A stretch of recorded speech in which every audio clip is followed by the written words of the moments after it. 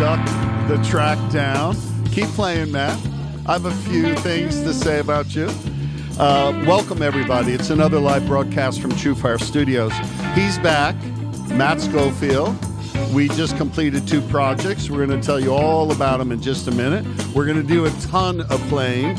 But for those of you that may be new to Matt or his library or TrueFire, few quotes. I love these quotes. LA Daily News. In Schofield, the UK has produced the best blues guitars from any country in decades. Head and shoulders above the herd. That's pretty heavy right there. Mojo says another level altogether. Vintage Guitar says the best of his generation's European player. His feel for the music is incredible. That was Vintage Guitar. Guitar and Bass Magazine, top 10 British blues guitarist of all time. Guitarist says the UK's most exciting blues guitar player. We couldn't agree more with all of these quotes. He won British Blues Award Guitarist of the Year in 2010, 2011, 2012, and that garnered him into the British Blues Hall of Fame. I'm not going to tell you what year that is because that's a trivia question. Meanwhile, let's wait. There we go. Hey, Matt. Hey, Brad. How you doing, mate? Welcome back, man. Pleasure to be here, always. We got you on a fast track. It's a little hard to get you back in here with all the gigs. You're all over the world. You just told me where you've been. Yeah. And you got a lot of dates all over the place as well. Hopefully you'll make those dates. Yes. Let's not Fingers go there. Crossed. Okay, Yes. let's I'm not not go sure there. what's going on in the world. But you did 2 projects while you were here. Mm-hmm. The 2 projects in the library already. Blue Speak was the first one. Went to use old radio jargon, Billboard jargon, #1 with a bullet, like the day it was released, and still at the top of the heap. And then the other one, which was based on, actually, I remember we did a live broadcast, and someone said, hey, man, how do you play the changes? Yes. And that was the next edition of Blue Speak, playing the changes. Likewise, very, very popular. I can't wait to tell folks about, in fact, we're going to use our new control room cam. Tommy, shift over there and tell everyone what we shot this week with Matt. Here we are, guys. Today, we've been working on 2 courses, and In the Jam with Matt Schofield. It can be awesome. Matt plays rhythm and leads. Lots of commentaries, lots of great insights from him on how he approaches those tracks. And today we've been working on, this morning we've been working on a great rhythm course, really looking at the way Matt approaches rhythm, and he sees it from a very unique perspective. So we'll talk a little bit more about that in a sec. But I think these are going to be great courses, Matt. Killer. Yeah, having a good time doing them as always. So. Good job. That's Frank in the background there. Seth is always hiding. Seth is here. He's Come on, here. Seth. Show your face back there. Quit trying to hide back there, buddy. I don't know. He's always hiding, the boy. Anyway, that's our new control room cam. I hope you dig it. Those are the guys that make the magic happen behind the glass. There he is. Hey, Seth. These guys are terrific. You like working with the team, Matt? Everybody's great, man. Yeah. From the first time I came here, this is... I'll be honest, in the music industry is not all that you expect it to be when you get further into it as a young aspiring musician, and then you start to work with different facets of the industry. And I always say to people, TrueFire is one of the first times that I've come to something in the industry that's been better than I expected it was going to be. That's so sweet, man. It's absolutely true. And that everybody is good at what they do. Everybody's passionate about what they do. And the artist is treated well. And, I wish I could say that was more common and it wouldn't be a surprise for that to happen. Yeah. But honestly, I say that everywhere I go. It's nothing but a pleasure. And everybody's really good at what they do as well. It's not just... Thank you, man. That's important, and I think that shows in the product as well, the quality of the product. There is no doubt we love what we do. There's no doubt about it. But, we're privileged really to work with artists like yourself. So it's like just a perfect combination. Yeah, you know? it all fits together properly. Yeah. We're going to do a lot of playing. I know people want to hear less talk, more playing. Okay, so Sure. let's start with In the Jam. So Yeah. for those of you that aren't familiar with the In the Jam format, it's kind of a very unique format for us. You brought in 10 tracks, I think. 10 tracks, yeah. Tell us about the backing tracks. Who did you record it's them actually, I was lucky enough to be able to get together with my current touring band. So Yeah. the guys, this band's been coming together for a couple of years now, and we're really, really enjoying playing together. Everybody's on the same page musically. So it's my dear friend Raul Valdez on drums, who I've known for a few years, but we've been playing together a couple of years, and he introduced me to the incredible Tim Waits from Dallas, Texas, on bass. They've been a rhythm section for about a decade together, touring with the great Lucky Peterson, amongst others. You know, so they came to me as a well-formed core anyway. So there's a real magic there, and then a wonderful young B3 player from Massachusetts called Darby Wolf. So we had some B3 drops on this. Darby's been doing as many tour dates of mine as we can get him on, providing the Hammond organ is there. And he's one of those guys. He plays the. It's hard to travel with one, isn't it? Yeah, and he carries his own. He carries the full thing still. He's the true B3 player, much like Johnny Henderson from the UK, who I work with for years. Those guys, they carry that damn thing around. But there's nothing that sounds quite like it. So so it's just 10 tracks of my current touring band, and I've included a few instrumental versions of some of my own songs from over the years that have a little twist in that perhaps people who are already fans of the music itself might be familiar with, and there's a chance for them to play over those grooves and those changes. It's always blues with me, but you know, I like to put a twist in here and there, so a couple of these have got that. So. We love to hear your twists as well. Let's show folks one. Let's start with, what do you want to do, Black Cat? Black Cat Bone, yeah. Okay. This is my version of Albert Collins' tune. I heard it from Albert Collins, Johnny Copeland, and Robert Cray on an album in the 80s when I was a kid called Showdown. But I started doing it years and years ago, before I had any of my own material, with this kind of shaky ground groove, which I pinched from the great Chris Kane. Actually, he used to do a different song over it. So it's this kind of funky riff, and with the large dose of Albert Collins in it. So I've never actually put this on a studio record, but I've been playing it live for nearly 20 years, I guess. So it was about time we did something with it. Here we go. It, yeah. So we're going to roll the track, and you're going to do a rhythm pass first. Yeah. Okay. Rhythm first. Yeah. Here we go. Yeah.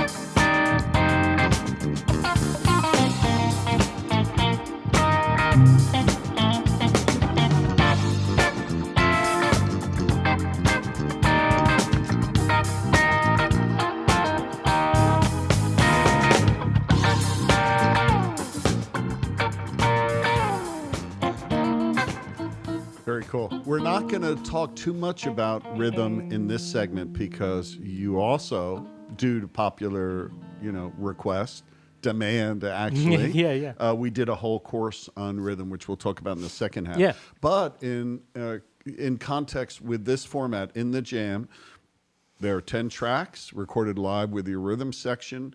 We film you doing the rhythm part all the way through the track. Then we film you doing a soloing performance over the track. That's right. And then the software allows the student to pick which video angle they want. You playing rhythm, you playing lead, mix the track, mute any part, solo any part. Of course, we transcribe and tab all of your playing rhythm and soloing. So it's hard to kind of demo that in this live broadcast. Sure. But it's a very cool piece of software. And it, like in the jam with Matt Schofield and full his killer sitting in rhythm with the section, band, right? Yeah. So let's roll the track. Tommy, you going to roll it with a guitar part on it?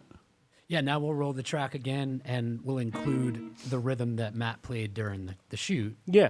And so he can play a lead over the top. Deal. And kind of trade and weave with Cool. myself a little bit. Let's so. do it.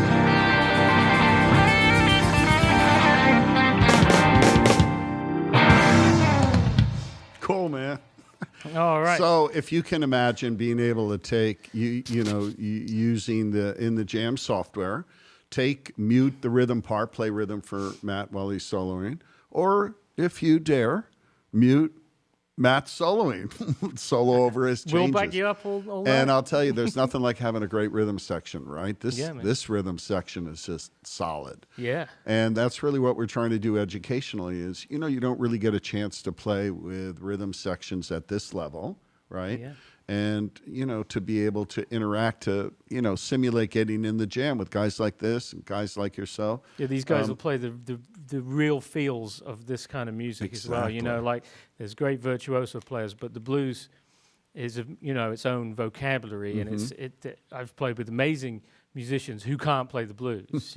So it's hard to find both somebody that's virtuoso as an instrumentalist, but also really knows the genre and the deep little details that Absolutely. make it right. Well, I'm sure Lucky Peterson was a great mentor to the guys Absolutely. too. They will both tell you that they learned so much from working with Lucky, and they still do bet. work with Lucky, So some shout outs for you. You've got fans, not surprisingly, all over the world. Every time zone, I think, is covered so far here. Galesburg, Michigan, Virginia, Portugal, California, Wales, UK. Cool.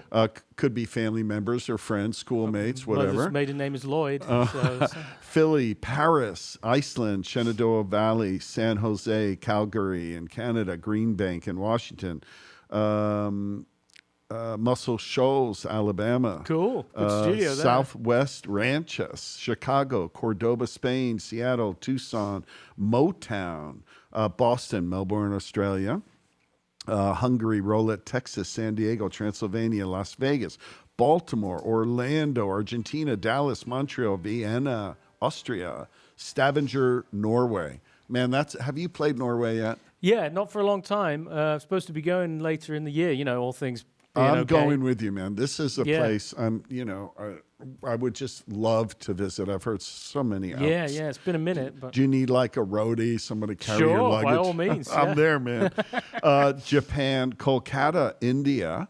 Been to India twice, actually. Yeah, and so let's see. They just had a big holiday festival where there's a lot of color in the air. Yeah. Don't know the name of it, but Kolkata, if you're still chimed in, what time is it there in India? And we also have Montenegro, Fargo, North Dakota, Santa Barbara, Mexico City, Santiago, Chile, Northern Ireland, Buenos Aires, New Jersey, San Benito, and Sweden, Kings Lynn, England. Do you know where that's at? Yeah.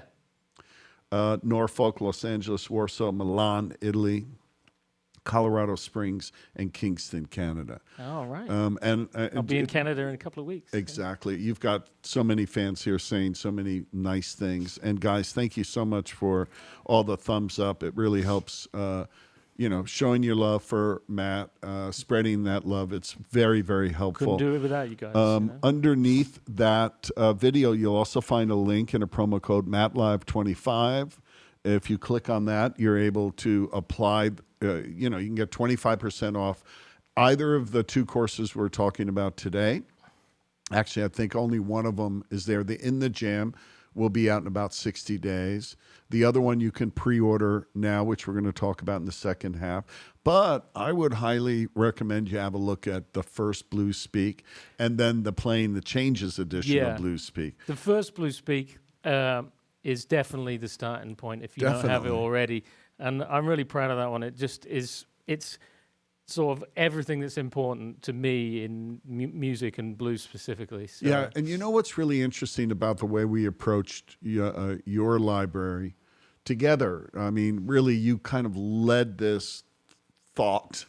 Let's start with a really solid foundation. We're not talking about beginner stuff, but we're talking about covering everything in a very horizontal way, and then building on certain aspects and digging deeper into those aspects. It's all layers to me, Yeah. So whatever the simplest way you can do something, that should always apply, and it should only the foundation is everything is foundations, So it's great. So go, click on that link. It'll lead you to a description and lots of samples of the first course, Blues Speak, the second course, Playing the Changes, and you're going to get a feeling for both of these new courses today.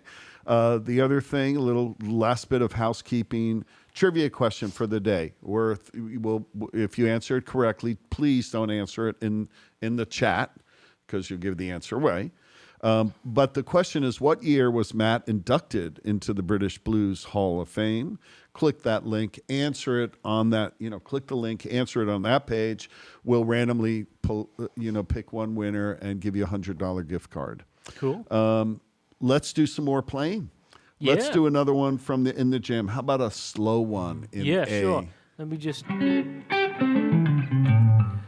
check the level there, because is the rhythm guitar in this one? Tommy, can you make no rhythm guitar? Okay, cool. Yeah, no rhythm yet. We'll play that next. I caught just it. meant in the playback for me, because the last one, it was all rhythm guitar, and I couldn't hear this one. So I got you, man. Thanks. All right. This one, no rhythm. You play a rhythm, right? I'm going to play rhythm now. Is that what we're doing? Here we go. All right.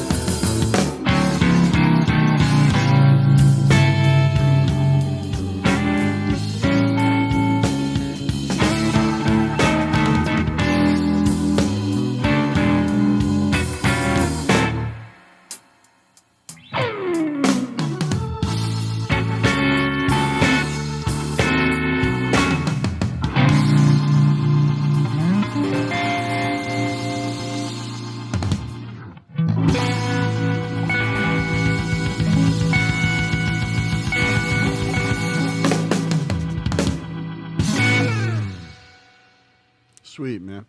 So I like you're doing kind of the full version like we're doing in the jam. You can, if you want a little preview, just, this broadcast will go on demand. Just, start streaming it, play over the tracks we're going to feature today, and get a taste for what this In the Jam with Matt Schofield Blues Speak is all about. Listen, I have good news for you. And good news for everyone tuned in. Thank you. First off, you have no idea how much we appreciate. You're at 101 thumbs ups right now. So that's very good news. Nice. And that means that we're going to stay a little extra and you're going to play a little bit more. Sure. Is that cool? I'm happy to play. I also have to tell you that we don't solicit it, okay? But you've got a couple of donations here, tips. Which usually what we do, Phil, $9.99, and then he also said he finally got a B3, another $4.99. Phil, thank you very much for this. That's unsolicited. Usually what we do, if it's cool with you, is donate any kind of tip money to Little Kids Rock or any one of the other music charities that support disadvantaged children or veterans or, any cool with you? Yeah, please do. Yeah, that would be great. Awesome. Actually, you're at 141 thumbs up now. If we get to 150, usually I make you play 2 more tunes. So prepare thyself. Do you need coffee, water, sure, a back rub? Yeah, that sounds good. Yeah. Do you want a coffee? I will have a coffee, though, actually. Yeah. Hey, Tommy, can you make that happen, please? Oh, absolutely. You want one, Brad? We're going to be here for a little while. So, okay. Let's do more playing, then I'm going to ask you some questions from the folks out there, right?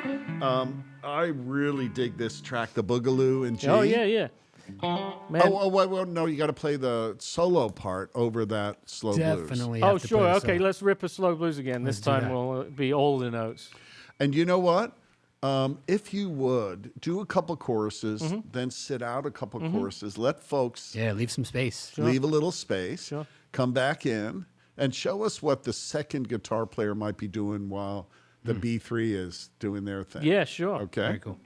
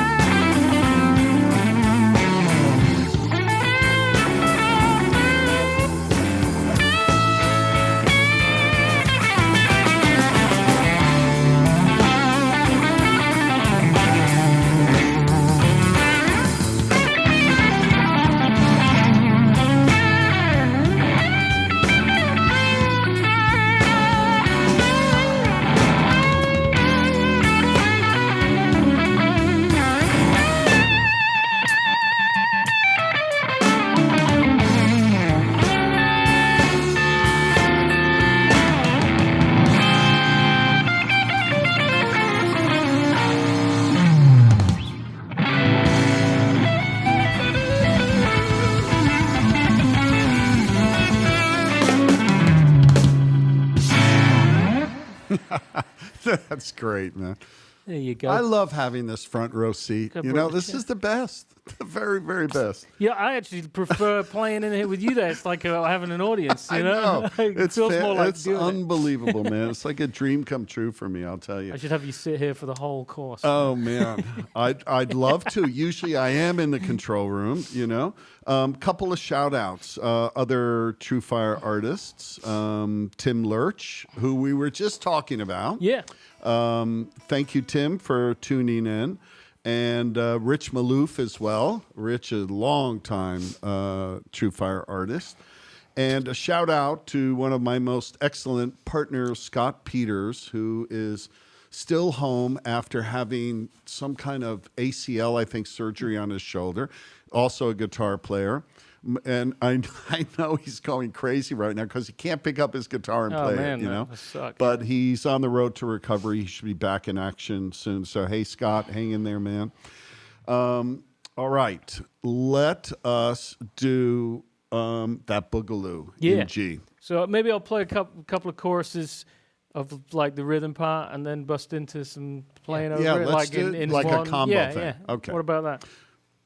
Here we go.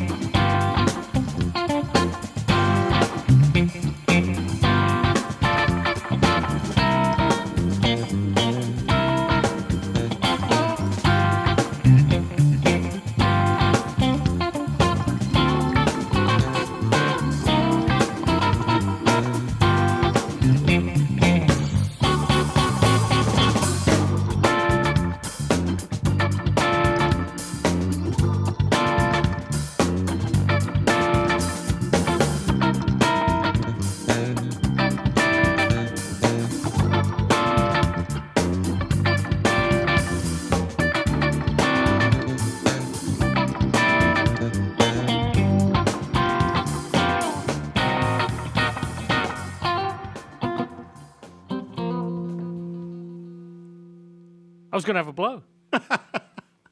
Oh, I was going to bring up the rhythm track. Oh, I see. You put that in, and now that's okay then. Sorry. This all is cool. It's all live. It's all live. Here we go. One more time. I got you.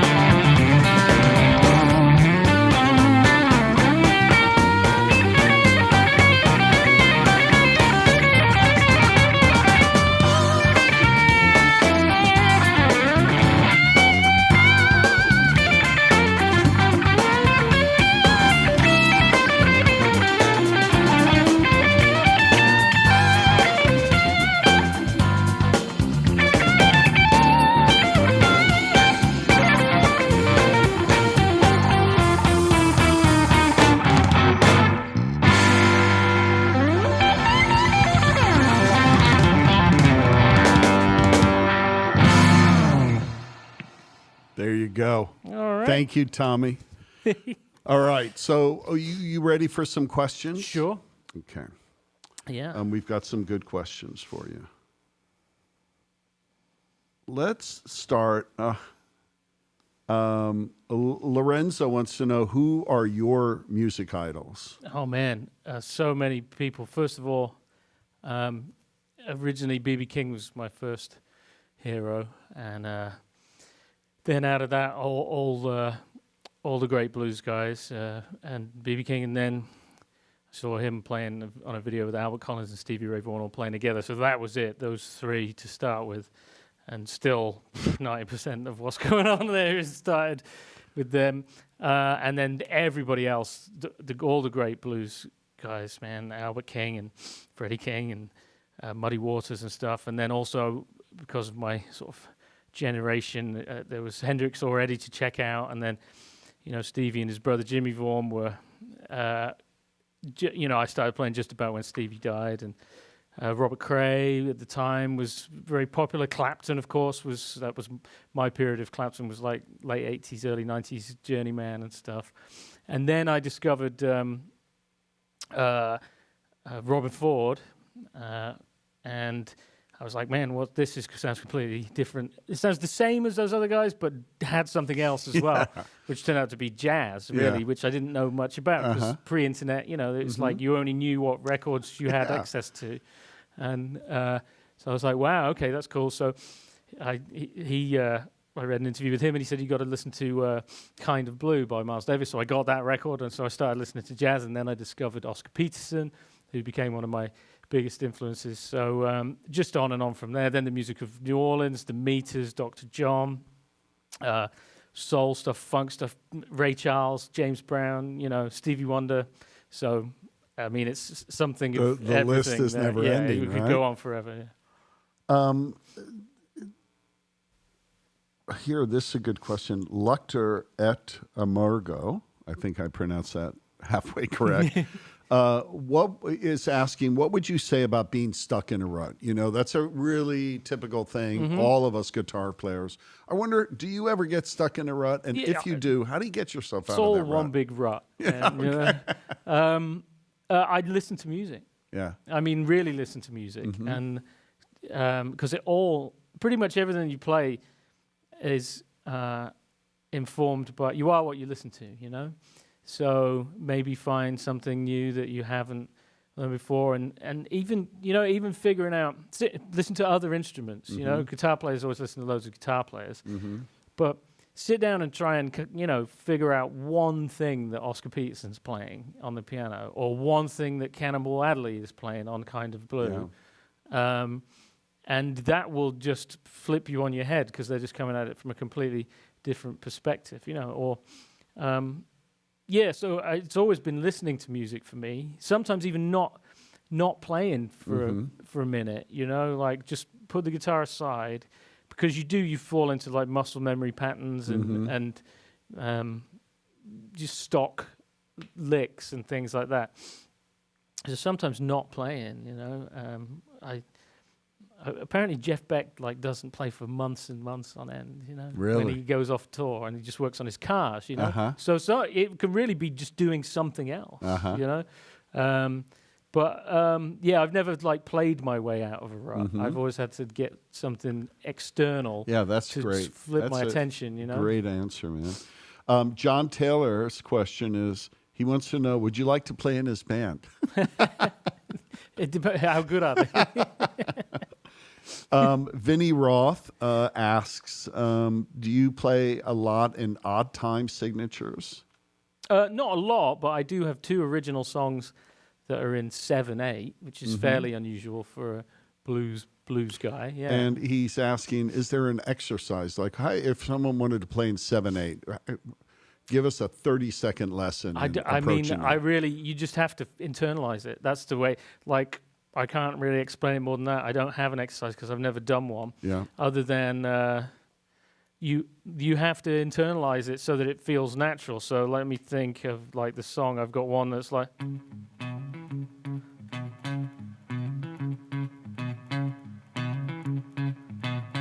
So that's the riff. So it just sort of, let me turn that up so we can hear it. One.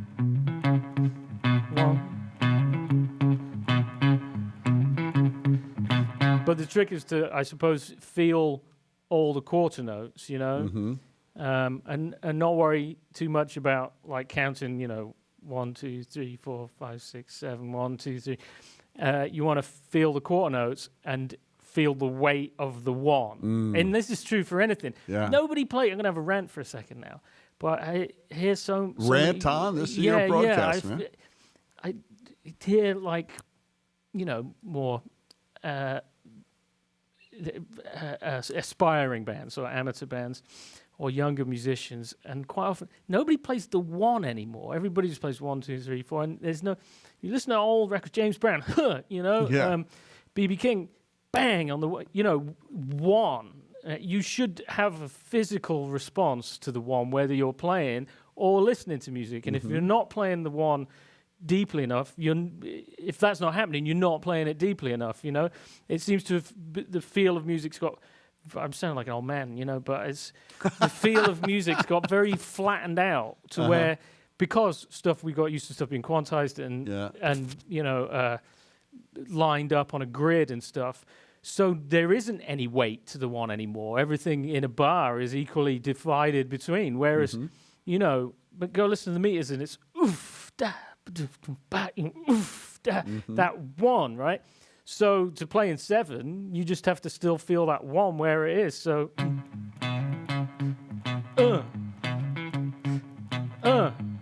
it's just every 7 times. But once that feels the right place after a minute because you can feel it. I mean, it's yeah, man. You've got to feel the beats. So that's whatever time signature you're playing. Right. That's a really, really good answer because you know, we've had a lot of artists talk about, you know, trying to count it, right? But I love your answer because if you can feel the rhythm, then it'll happen naturally, just like we feel 4/4 or even 3/4 is kind of, you can kind of feel it. I mean, I can't be counting while I'm playing. Do you know what I mean? We can't. That's too much to do, and it should feel natural, with whatever it is. So and I love what you're saying about the one.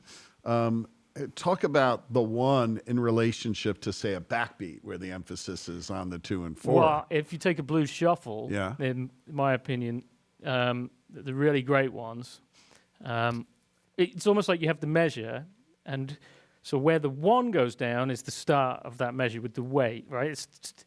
Okay, this music comes from, its roots are in slavery and cotton fields.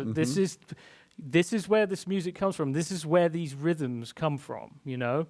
And it comes from people working in chain gangs and manual labor, you know? That is that I know nothing about, you know? So I'm always a fraud with this music to some degree. But, you know, I can't imagine the life that my oldest heroes of this music, you know, B.B. King came from a plantation in Indianola, Mississippi, you know, and made his way out to the entire world, you know.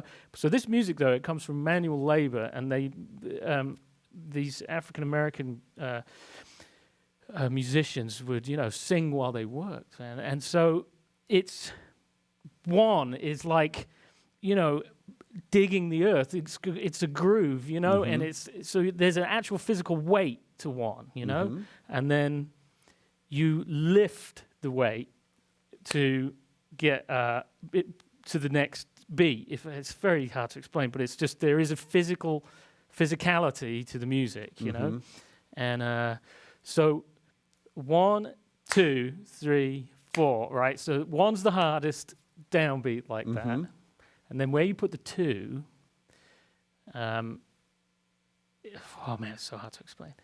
Is determines like the length of the backbeat, you know. So you can rush that one, you can play it further behind. We're all talking about at the same tempo.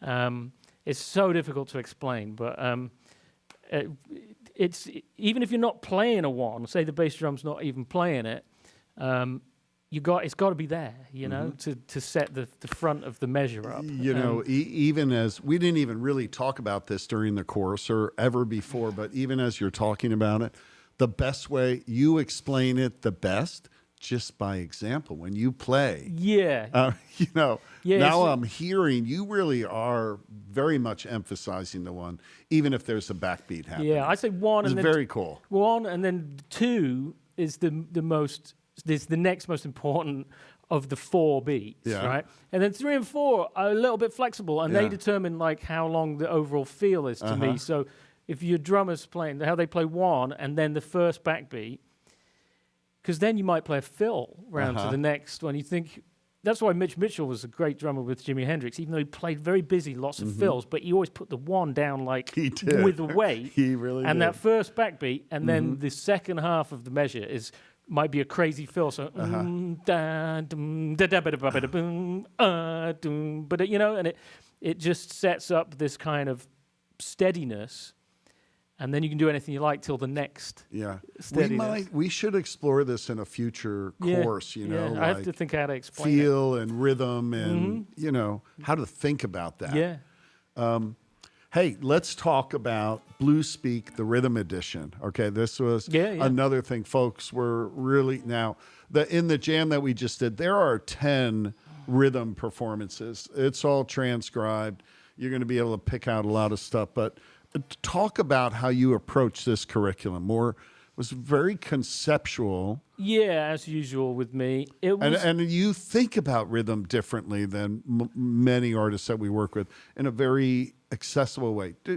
Tell us about that. I just don't really see rhythm guitar and lead guitar as two separate things. So when we're talking about doing a rhythm course, it was really hard to like just break it apart and have it be its own thing, because it's all rhythm guitar to me and it's all lead guitar. So then I realized, talking with Tommy over the last couple of days, I'm like, how is it that I actually view it?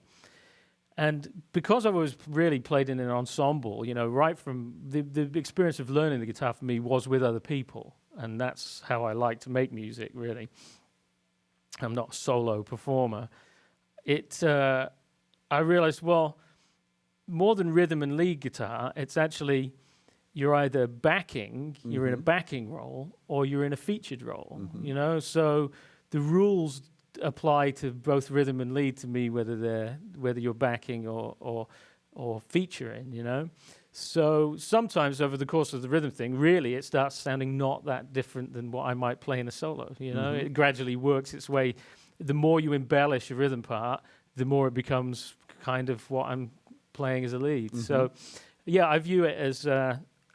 and I talked about this in the original Blue Speak about not seeing chords as fixed shapes, but seeing them as, you know, a group of notes that you can change and alter, and they get different voicings of things. So it is a bit more of a continuation of that, and it's more about.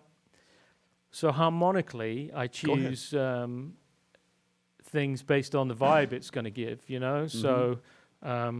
Like we were talking about, I'm going to thank you for the coffee. You're going to play one in a little bit, which is an F minor thing. Well, you know, F minor 7th is different than, you know, like just it has a different vibe. Or F minor 9th. They're all choices based on the kind of color that they add to the tune, rather than anything else. That's why I might go for a certain chord voicing, is because it elicits a certain emotional response, I suppose. You know, so some chords are dark and some they're both F minor 7s. That's much brighter sounding than the different voicing. So that's a big part of it for me as well. I make choices based on that and the tone as well. So, you know, you might play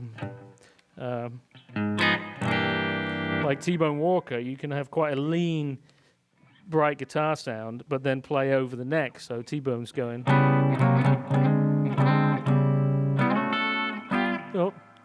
And not making that mistake. You know, and you can get this. He would play over the neck and play with his guitar angled up.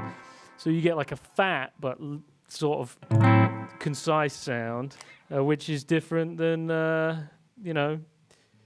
Right.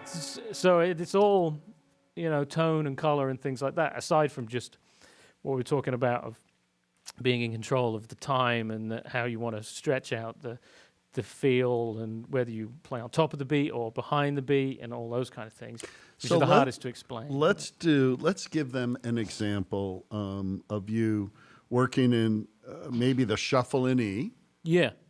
And how you're, you know, take us through a few embellishments. Mm-hmm. Yeah, that I thought was a really interesting part of the course. You know, Matt would show sort of some of the basic approaches, kind of the core feel, and some of the core harmony that you needed to know. Yeah. Right, and then his thing is all about, you know, building a rhythm part like you would build a solo. Yeah, layering each part. And this one, Shuffle in E, you know, we start with it because it's the ground level of the blues shuffle is, you know, everybody's heard that.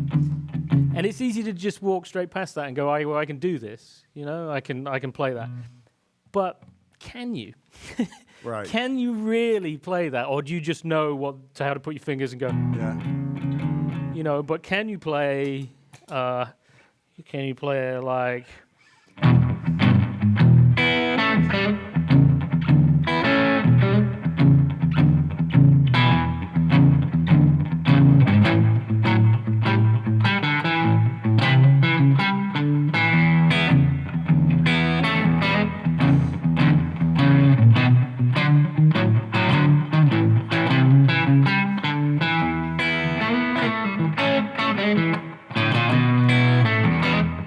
You know, like, and have it swag and swing and have the little embellishments. So, Yeah, well, speaking for myself, no, I can't play that. but you know, it's easy to go, well, that's simple. Yeah. But it's not. It's you can be as detailed and as nuanced in an E shuffle as well.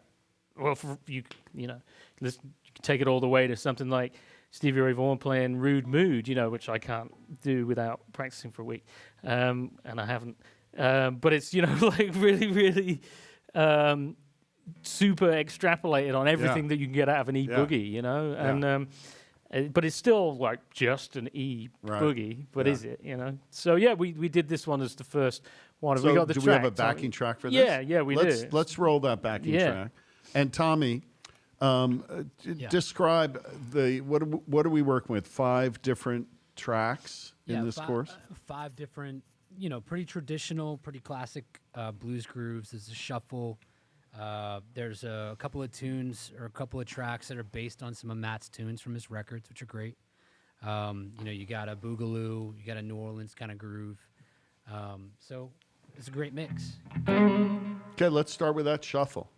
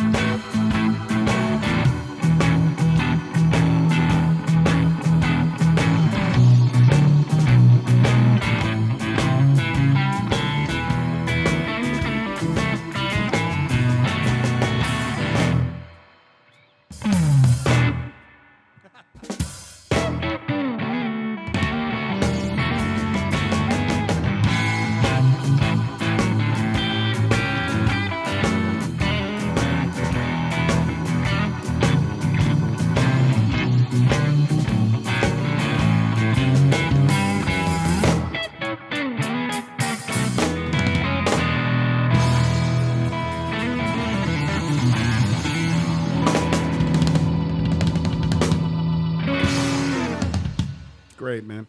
What we really dig about this course is, I think that's a great example. That's a rhythm you'll encounter a million times, Yeah. playing the blues.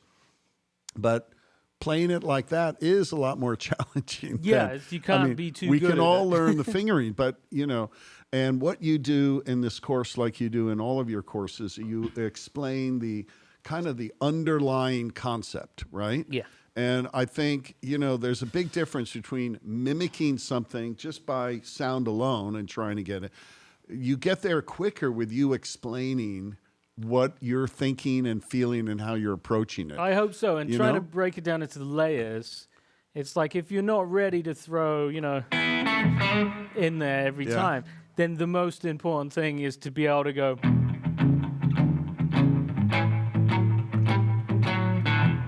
There's nothing wrong with doing that if you're up with the blues jam Right. or something, or with the band. Right. At one time, I got to tell you, quite a few years ago, maybe 4 or 5 years ago, something, I sat in with Robin Ford. He invited me up, and he had David Grissom playing guitar with him as well. So it was the three of us. I found myself amongst two guys that I learned from as a aspiring youngster, and I listened to David Grissom play that rhythm part on one of Robin's tunes while I soloed, and I'm like, man. I couldn't believe how well he just played. Right. It felt so good for Right. me to solo on. Right. Well, it gave me such a bed, and that's all he did. He Yeah. just put that down cold. Yeah. And it was such a great experience to have somebody that good, and so fortunate to play rhythm guitar behind me while I soloed. I'd Yeah. not really had anybody as good as David Grissom back me up. Yeah. And I've always tried to, provide that when I'm playing in a band, and you just realize that you can't play that stuff too well. It's No, and you just illustrated it. This comes up 1,000 times here at TrueFire, which is the value of being a solid rhythm player, It's and evident. the difference between let's say being an okay rhythm player and a really solid rhythm player is the difference between being asked to stay on the jam band, local Absolutely. jams. If you're ever at a jam and you wonder why this guy is up on the stage, he's not even soloing, he's just playing rhythm guitar. He's up there for 3, 4, or 5 tunes. You only get one. It's probably your rhythm chops that you need to be working on. Yeah, you know? because think about it. If you're, unless it's your band and you're paying everybody else to be there, 90% of what you're going to be doing in a band is playing rhythm That's guitar. right. And, That's if you get right. solo, great.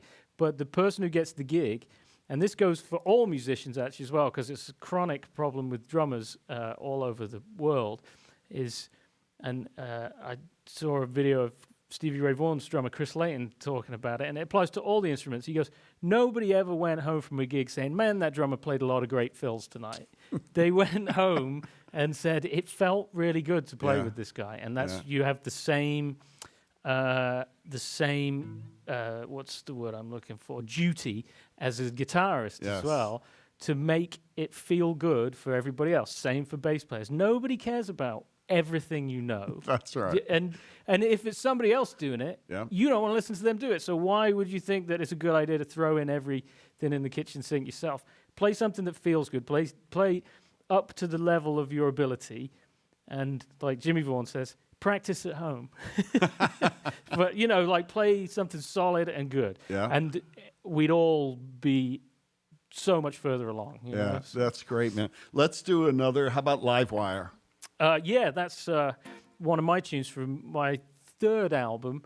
It's a New Orleans second line thing, and we did an instrumental version of it, especially for this, because I love to play it. It's one of my favorite of my own songs to play, and I just love New Orleans music. And with Raoul's great version of the second line that he's given us to play on here, there's so much rhythmic syncopation in the second line groove. That it's just fun to play. I just love the rhythm. So we did a version of it for this. Cool. Tommy? Here we go.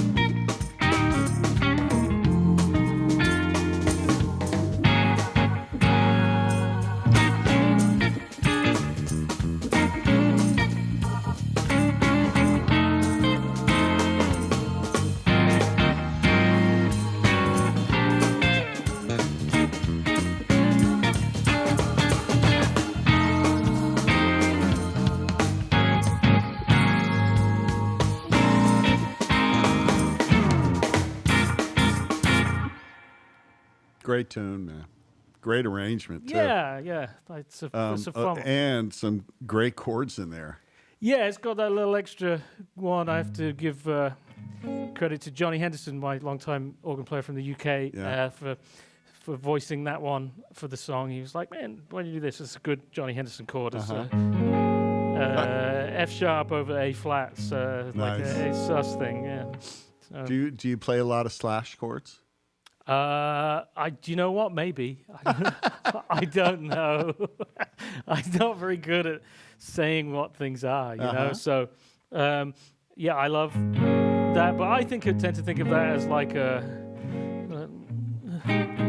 sus kind of thing, you know?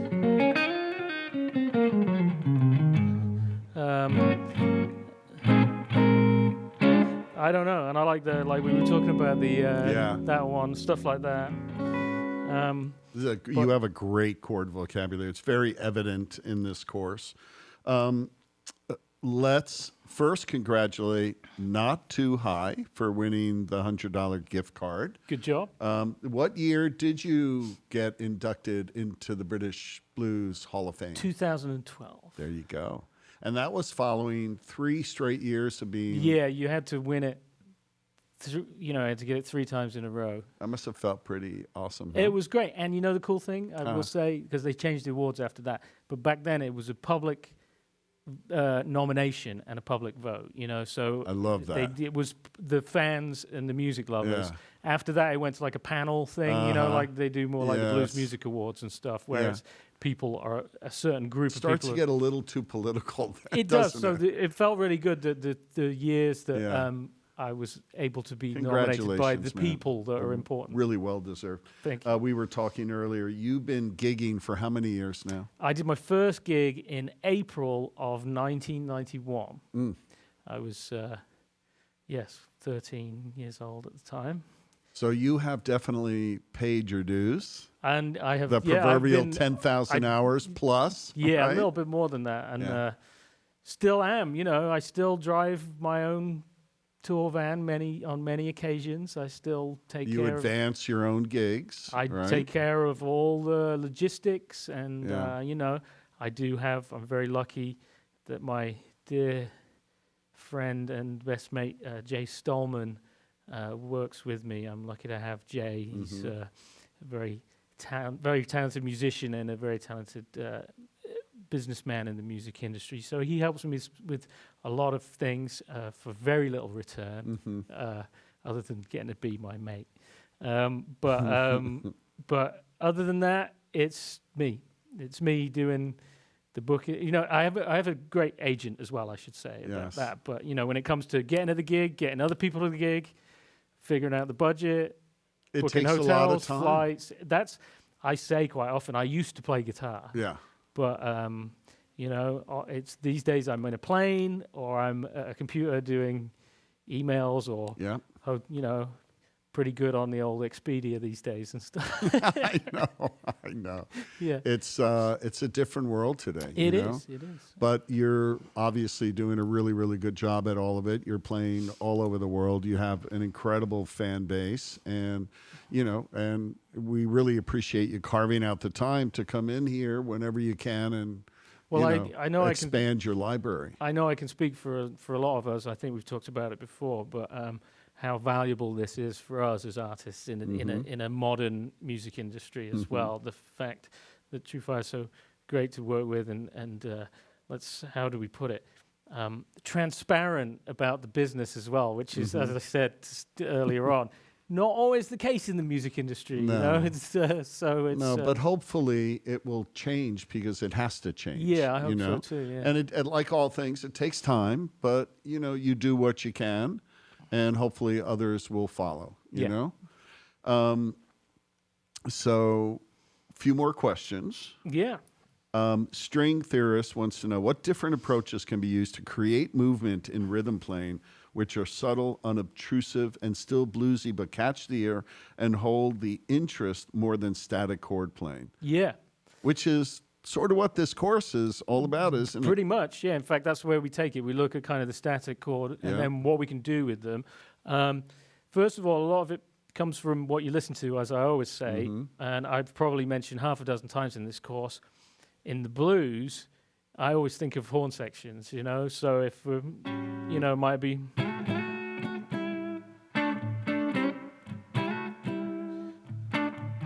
Those movements that it'd be, you know, or you know, you know, something like that. I think of horns, and then it's getting the chords down to the essential ingredients. Then you can move them around. So instead of playing like, you can't do anything with a full A7th bar chord because if you move it, it's a B flat now. Right. But you can play, if you play the 3rd and the 7th from the B flat.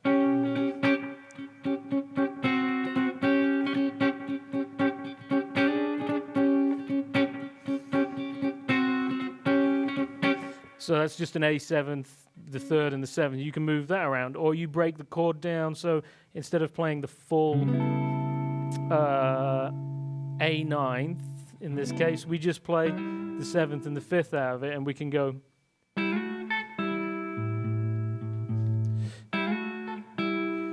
And then when the 4 comes up, we're just moving the shape, and so we're moving against the harmony with by choosing a couple of notes. It makes it very easy to get around. So that's kind of how I see it. Little double stops.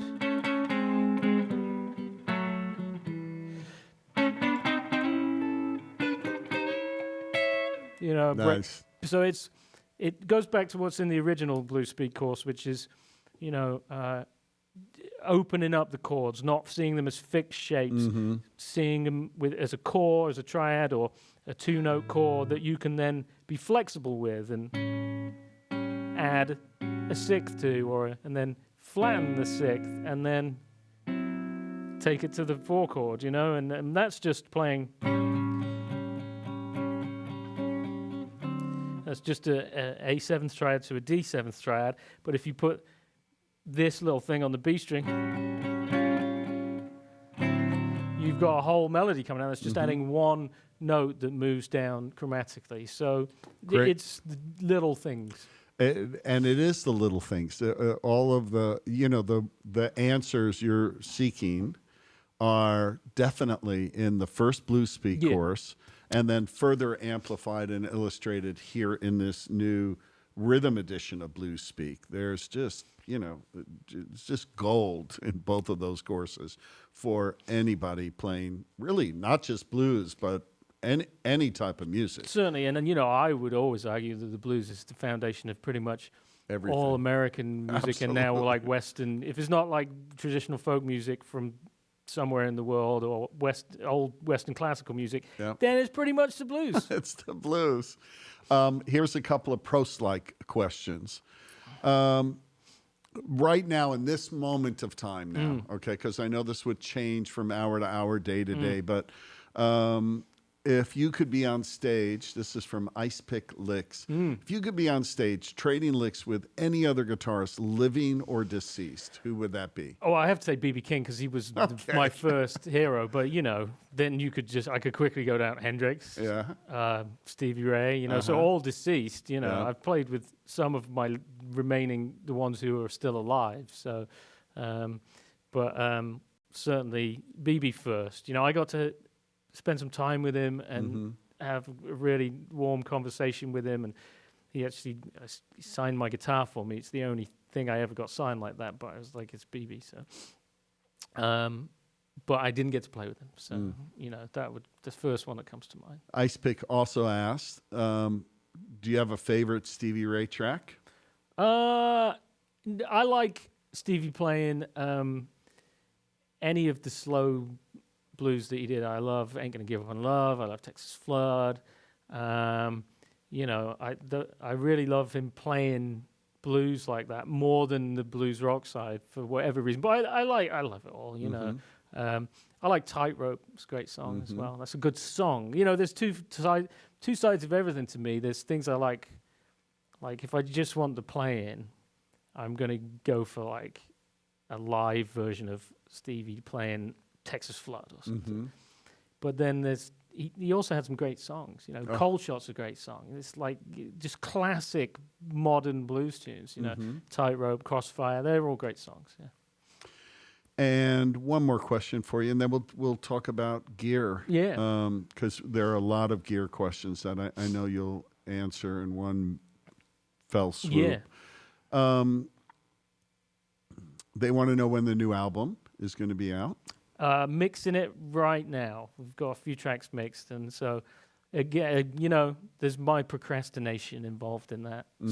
There was some music industry stuff to sort out for a while, but then you know, I've done 4 TrueFire courses since I started recording the new album. But and you know what? That's an important factor as well. Is again, not wanting to complain too much about the music industry, but you know, working for TrueFire helps me then, you know, well, let's put it this way, Aaron.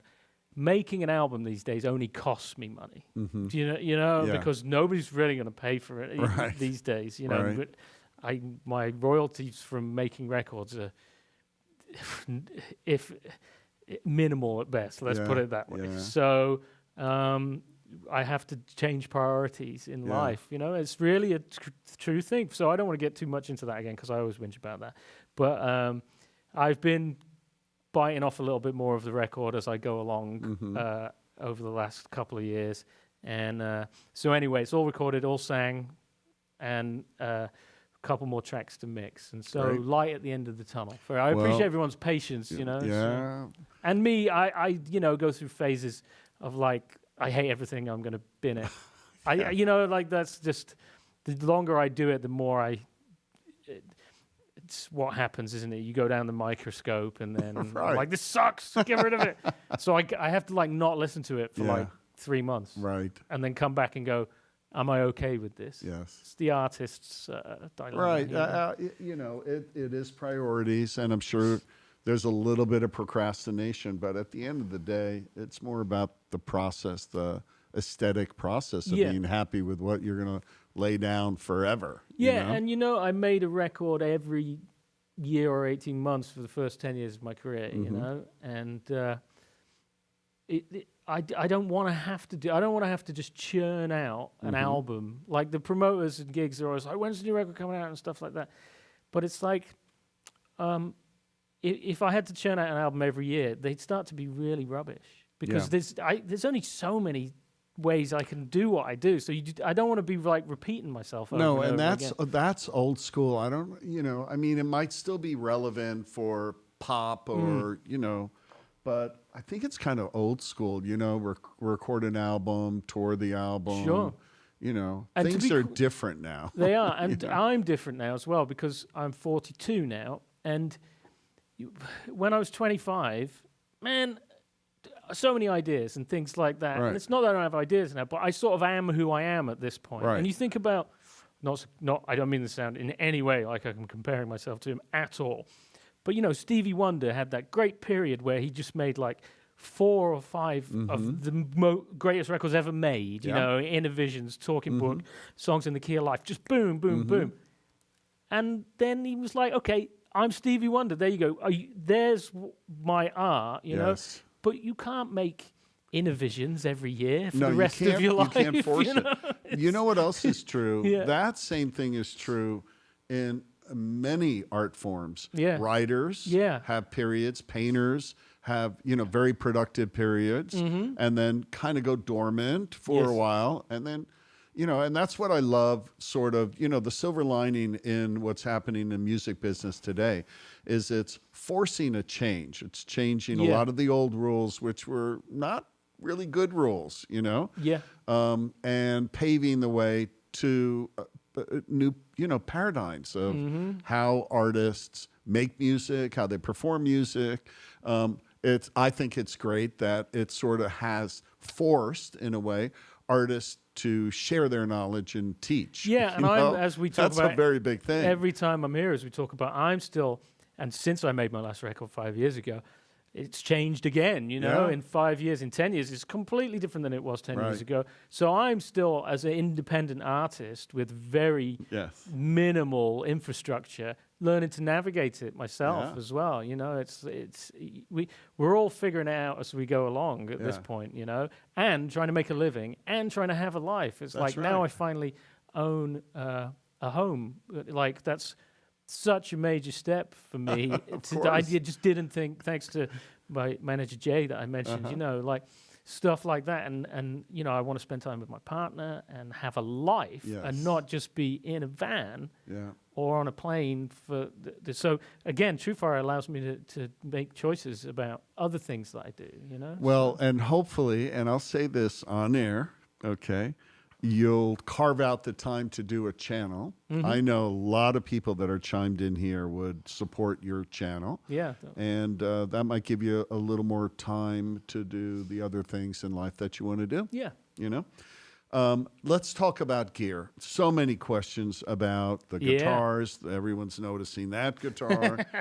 grab it. Start with the one you have. In Okay, your well lap. this is the beginning, you know. This is my 61 Strat that it rarely comes out on tour. You know, I just can't cope. Again, I don't have a guy to look after my guitars, so if I take this out, I have to be on high alert. You know, not that I would want to lose any of my guitars, Sure. but this one is Very so special. utterly unique. I know. And it's the 61. So what's unique about it? Tell us. I just like it. I went, you know, I've had it 20 years. I was lucky enough to be able to find some to choose between before they were all super crazy prices, you know. So my dad was kind enough to help me out there and getting hold of one of these real things back in the year 2000, you know. So it was it just felt right, you know. I can't. It's a player, you know. It's got like lots of issues. If it was a collector's vintage, it's got not much fingerboard left. It's had a couple of horrible refrets in its life. But recently, I had it refretted by Holger Notzel, who has Comet amplification. And if you have a vintage guitar that you need work doing on, I know he did Jeff McElwain's Strat as well for him, his 64. I can't recommend Holger enough, and it's never played this well before. So I'm just loving having it in great playing condition, you know. So Yeah, Pedregon, a question for you. Is that 61 Strat in original condition? And I'm sure it's not, because you've had... Other than the frets, Yeah. and the bridge saddles are changed.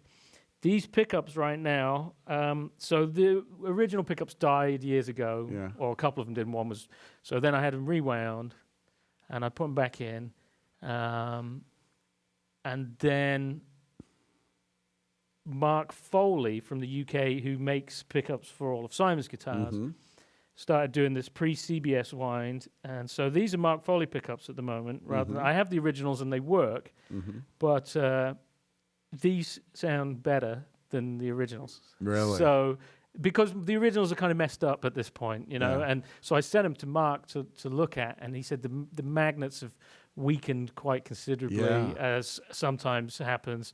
So these sound pretty much bang on. So it's funny, these sound how it should sound. If you know what I mean. Crazy, huh? So, So other than the pickups, the frets, everything, and the saddles. and the saddles. But even that, and even these pots are original, and I had the original volume pot until about 3 months ago, and it just went woo, and it just... What string gauge do you prefer? These are 11 to 54. Kurt Mangan, great strings, great company, great people that work. Kurt himself, all his people, and they all do it for the right reasons as well. And Damien over there in the UK, Kurt Mangan UK, just great. So you'll find that everybody that I work with, from the strings through the pedals to even the speaker in that cabinet, is a friend, and they're people I like. Great. And, you know, I've pretty much drank a beer with everybody involved, you know. That's great, right? And that seems to be the way it's kind of That's the way it come should around, be, man. yeah. So What pick do you use? I use 1mm Tortex pick, or usually Kurtex picks, which is Kurt's version of Tortex, Kurt Mangan strings. but I'm down to about 3 of those now. So we have But to. that's pretty get heavy some- gauge, right? 1 mil, yeah. Yeah. It's like a heavy, yeah. Yeah. So, and I use it sideways. I always have. Can't play with the point at all, but it really changes the tone. I think I've talked about this quite a bit, but and you know that is you're hearing more of that when people say, "Oh man, what pedals you got?" You know your amp sounds great, and it's like, well, as I always say, does it? Oh, you mean when I'm playing through it? But I don't hear anything at all. But that's really important. The funny. pick is really important. How you hold it. And quite a few guys, it turns out, and I didn't know this when I was a kid and I started doing it like that, I just felt it was more comfortable to play with the fat side.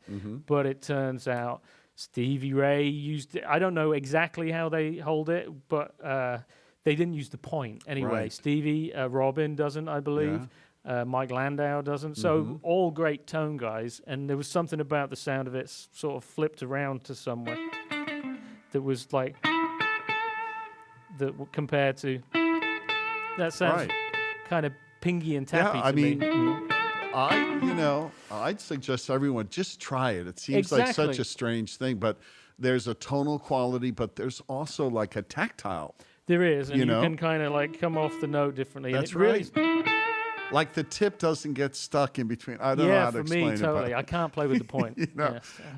amplification, you prefer? I 100% for 15 years, pretty much, other than my old Super Reverb here and there, I've been with Two Rock amplifiers. They're phenomenal, aren't they? Amazing. And now... And they're really good people, too. Exactly. They're very lucky that a very dear friend of mine, one of my best mates, Eli Lester, and my good mate, Max Skinner, from over there, they now own the company. Oh, really? So it's in very, very good hands, you know. Nice.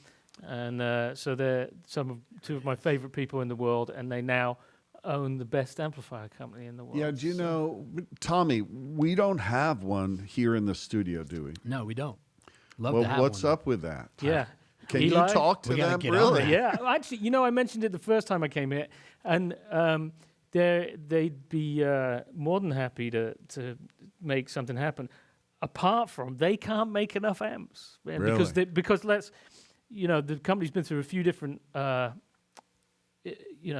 situations, and Bill is back. Bill Kennard, the original designer, and who was part of the very beginnings of Two Rock, you know.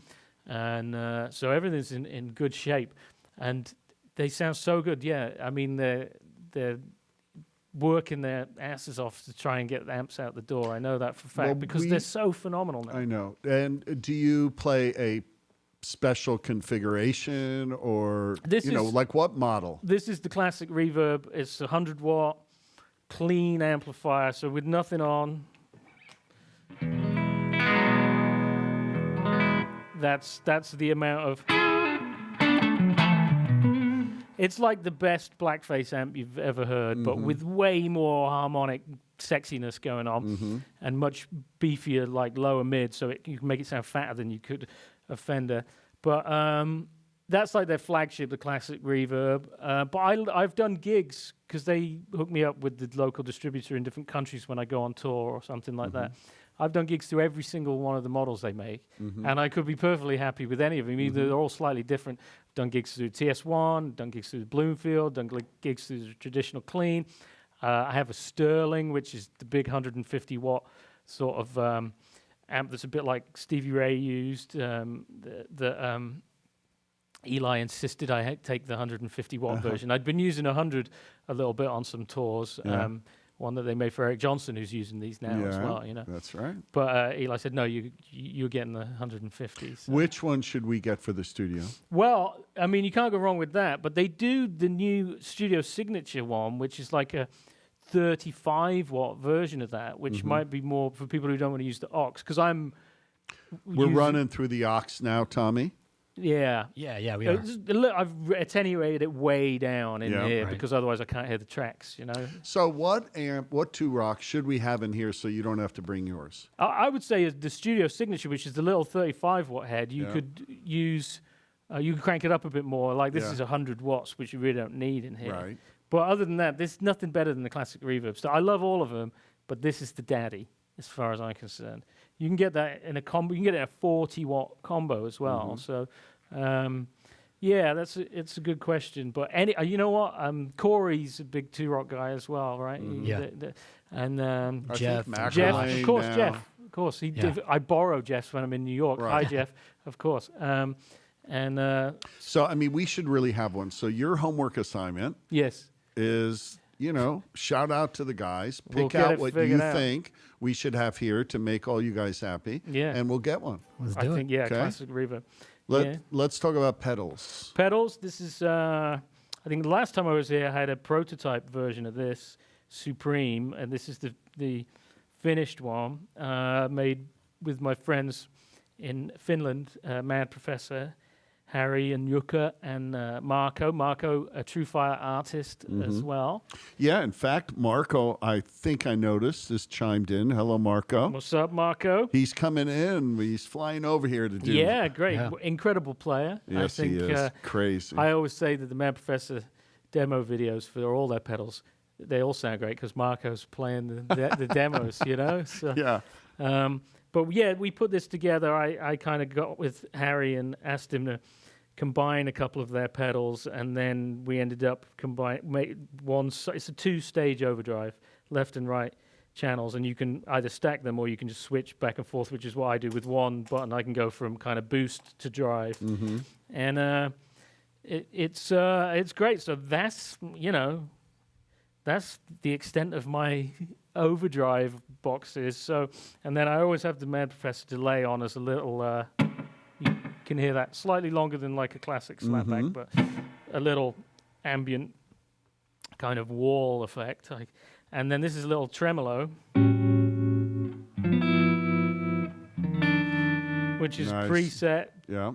like a slow trem that I like. And that's it.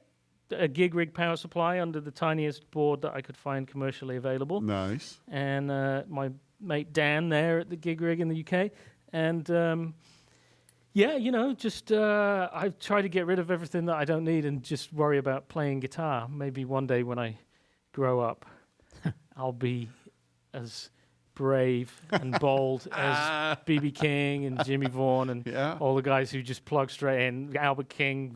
One day I'll get there, And and then this other guitar everybody's going to want to know about, aren't they? So I just got this. It showed up on Saturday, and it's Yeah, a lot of people notice that guitar sitting in the background. my By the way, Andrew Morgan oh yeah, not only just chimed in, but hit the tip jar as well. Oh. Thank you for that. That's going to Little Kids Rock. He says, rock on, Matt. Still have that classic reverb that you signed in Tokyo. oh yeah. They need that one for the studio. There you Don't go. go lower than that, he says. Okay, yeah, classic reverb is the flagship, man, for sure.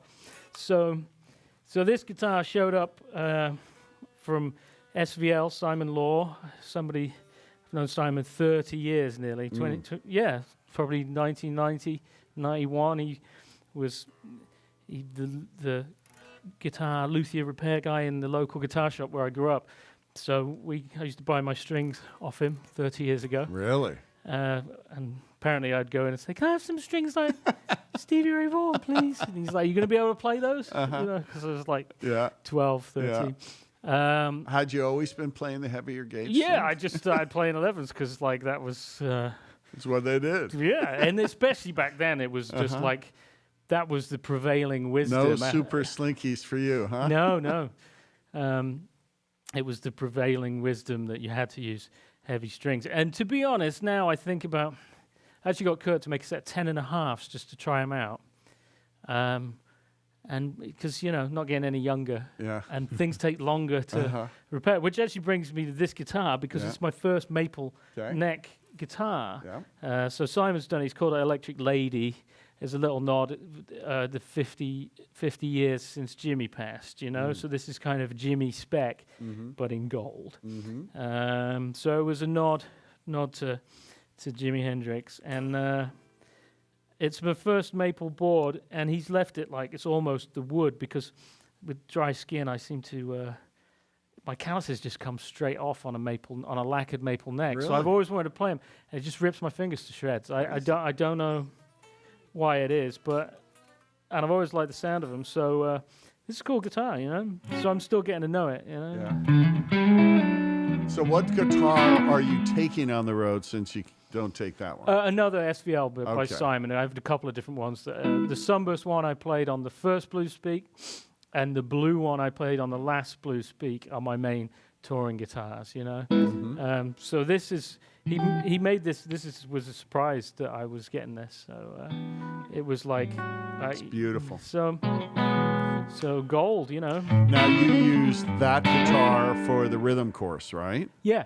All of the entire course. I did all the rhythm tracks on this one because, as I say, I only turned up on Saturday. Nice. So I thought, well, I can get a feel for it using nice. the rhythm. But it does, these Mark Foley pickups, same as who redid the old one for me, they're reverse stagger, so it has a bit of that Jimmy vibe as well. So it's like left-handed pickups. Nice. And it definitely has.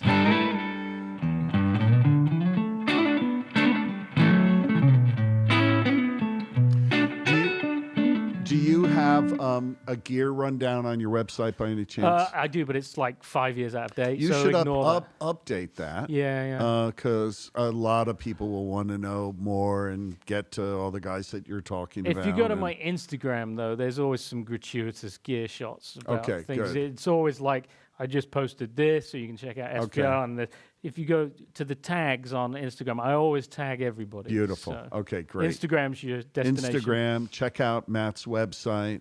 Hopefully in the near future, you'll be able to check out his channel. I keep, pestering him to do one of these things. We'll get there one Yeah, of these we will. days. Like I say, sometimes it's just, I'm supposed to go to a different country in Europe and back every single month till like November this year, barring any more travel bans and what have you going on. It's all a bit hopefully, up in the air at the we'll moment. get there. All things come to those who wait, or something like that. But if that, like we said, it might be the silver lining in gigs being cancelled. That's Might right. be that I get to do my TrueFire channel Well, you won't hear us. unimpeded. You won't hear us complaining. By the way, Richard Henry from Northern Ireland shouts out, "Hey, Matt, hope you're good, mate. I know, Hello Richard, from your mate in Northern Ireland. Hope to catch up." I know exactly who that is. Hi, Richard. And he put 20 pounds in your tip jar. Well, that's very kind. Richard, thank you, man. That's going straight to Little Kids Rock. Help out kids that could use some help and share the gift of music with them. Yeah. Jeff Mackerlane also in the house. He said to say what's up.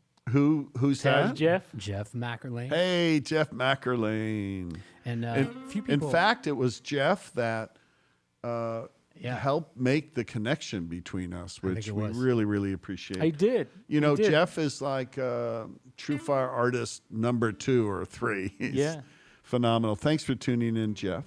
Man, and Marco saying, hey. Marco, you'll be here soon, man. We're going to put you in the spotlight. So let's do this. We have run over about... we've been streaming for 107 minutes. So, but folks have stayed tuned in. We really, really appreciate that. We appreciate those thumbs ups. You have 278 of them, which is incredible. Thank you very Pick much. any tune. I'm sure people want to hear you play one more time. Should we do that Sam's Blues? Sure. Let's do that one. Thanks, Tommy. And real quick, Matt, some of the folks were asking about the backing tracks. Can you talk a little bit about who played on them and how? I did mention that earlier, actually, earlier, but if they Tom. missed it, it's Raul Valdez Yes. on drums. My very, very good. My brother Raul, Great. from Gainesville, Florida, originally from Vinales, Cuba, incredible drummer, and Tim Teeley-Waits from Dallas, Texas, on the bass. They've been a rhythm section for 10 years. Fantastic guys, fantastic musicians, and Sounded then awesome. a wonderful young organ player from up in Massachusetts, Darby Wolf, who's with us whenever we get the chance. So all good people and great musicians. And they did the tracks for In the Jam, the Blues Speak edition with Matt, and the Rhythm edition, the 2 courses. Yeah. So there's great tracks. Of course, all of the tracks you can just play along with the tracks, Yeah. on your own and in practice mode as well. Okay, let's say goodbye to everyone. Thank them for incredible support and Yeah, I really kind appreciate it, words and- folks. Really feels good, you know. So. And we'll see you all next time. Here's Sam's Blues. Little Magic Sam vibe, this one, you know. So.